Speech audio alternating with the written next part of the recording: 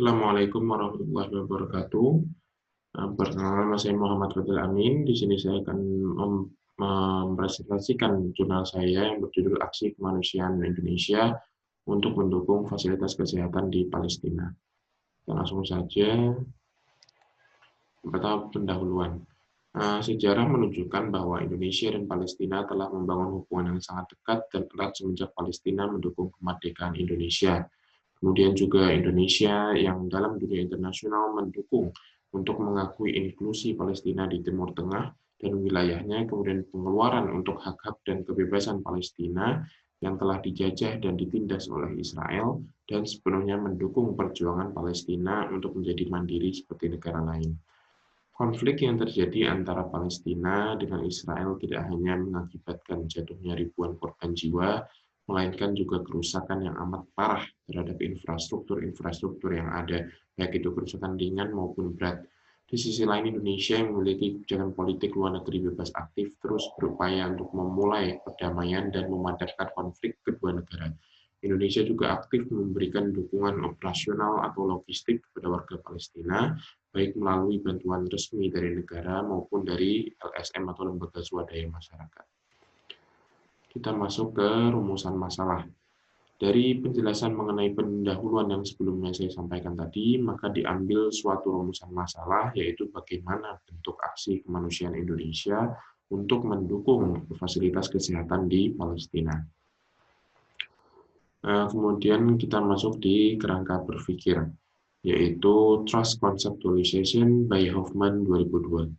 Konsep ini berangkat dari latar belakang yang memperlihatkan kegagalan yang seringkali terjadi dalam usaha-usaha perdamaian internasional, yang mana pemahaman keilmuan tentang bagaimana kepercayaan hubungan antar negara dibangun. Hoffman melihat bahwa para akademisi sebelumnya menyamakan kepercayaan dengan kemauan untuk mengambil risiko, sementara yang lain menyarankan bahwa kepercayaan melibatkan kesediaan untuk mengambil risiko dan harapan bahwa pihak lain akan menghormatinya. Pendekatan tradisional dengan asumsi dasar bahwa kepercayaan adalah kondisi yang diperlukan untuk kerjasama merupakan simplifikasi dari konsep kepercayaan itu sendiri. Kita masuk ke hasil temuan. Yang pertama yaitu kebijakan luar negeri dan diplomasi damai Indonesia. Dalam berbagai berita, Menlu Retno Marsudi selalu menyatakan bahwa perjuangan Palestina adalah inti dari kebijakan diplomasi Indonesia, dan bahwa Palestina ada dalam setiap belah nafas diplomasi Indonesia. Hadirnya konsulat kehormatan Republik Indonesia di Lamara merupakan langkah awal untuk mendekatkan diri dengan rakyat Palestina. Yang kedua yaitu respon sosial dan kemanusiaan Indonesia. Hingga Juni 2014, Indonesia memiliki berbagai bidang bentuk kerjasama antara lain keuangan mikro, pertanian, infrastruktur, arsip, siklus proyek, diplomasi, protokol, hingga tata kelola. Dukungan Indonesia dalam pembangunan di Palestina juga diwujudkan dari konferensi kerjasama negara-negara Asia Timur untuk pembangunan Palestina. Yang ketiga yaitu Menteri Kesehatan mengirimkan tim advance ke Palestina. Pada tahun 2009, Siti Fadira Supari mengirimkan tim berjumlah 15 orang ke Palestina untuk berdiskusi dengan Duta Besar Indonesia di Kairo dan Kedutaan Besar Palestina di Amman. Dalam kesempatan tersebut, Indonesia juga memberikan bantuan 2 miliar rupiah dan 2 ton obat-obatan.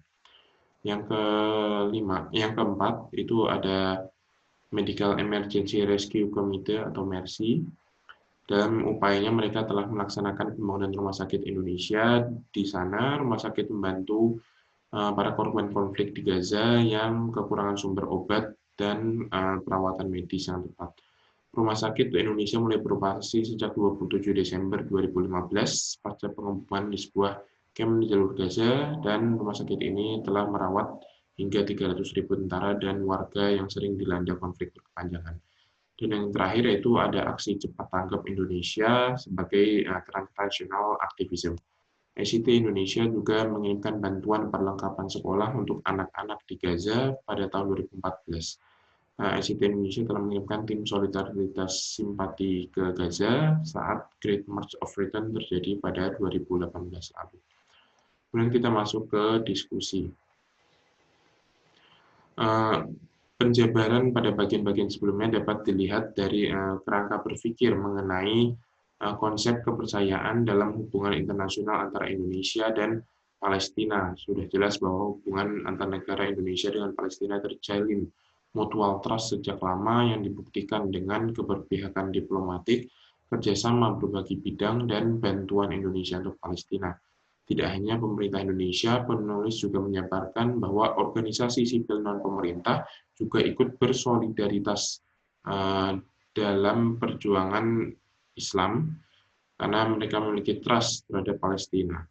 Hubungan diplomatik dan bantuan kemanusiaan memang satu bentuk trust yang terlihat, tetapi Indonesia juga dalam berbagai kesempatan menyatakan dukungan politik dan moral kepada Palestina ketika terdapat isu yang berhubungan terhadapnya. Kemudian yang terakhir itu ada kesimpulan, yaitu pada kesimpulannya keberpihakan Indonesia yang diwujudkan dengan arah kebijakan dan bantuannya untuk fasilitas kesehatan di Palestina merupakan perwujudan dari hubungan kepercayaan atau trust yang sudah hadir di antara kedua negara. Pembahasan mengenai bentuk-bentuk bantuan yang diberikan oleh Indonesia membantu menjawab pertanyaan penulisan bagaimana bentuk aksi kemanusiaan Indonesia untuk mendukung fasilitas kesehatan di Palestina.